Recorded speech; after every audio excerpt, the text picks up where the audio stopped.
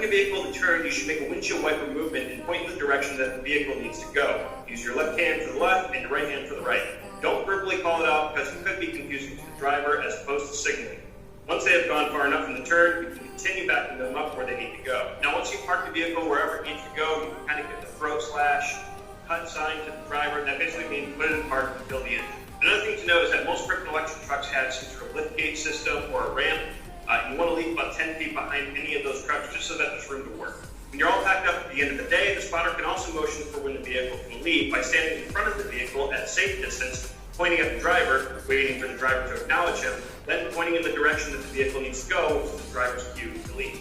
Typically, that's all there is to it. It's not really hard stuff. It's just hand signaling, and I'm sure that the hand signals probably vary from crew to crew to occupation to occupation. But always make sure to have that little meeting between the driver.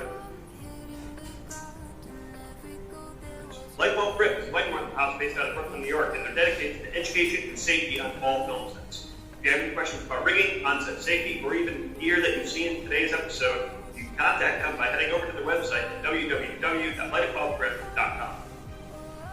What gear? My hands. And now, finally, it is the 15th, and after all, I did say that I wasn't that you're trying to do.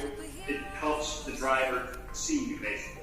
First signal is the horn. Drivers know to honk the horn before they move in any direction, but if they forget, you can always remind them to honk first. This will alert everyone around to pay attention or to back away. You can signal this by making a sideways T and pressing the vertical hand a couple of times. So basically, it's kind of like timeout, but really it's like this is the steering wheel, this is the driver pressing the steering wheel, and you can get it by now.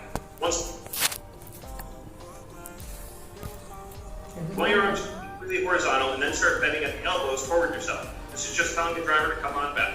Also, when backing up, and I think this kind of goes without saying, the spotter should be checking behind the vehicle as the vehicle is in motion to make sure there's no obstructions that might accidentally get hit. Once the vehicle starts getting close to the stopping point, you will raise your arms to your sides and start bringing them together to basically give the driver a gauge as to how far they have left. As they back up, you will bring your arms closer and closer together, and when they finally reach the stopping point, you will make an X out of your forearms. Now, crossing your arms like this basically means stop. I think most people know that this means stop, and if you actually bang them together, it means emergency stop.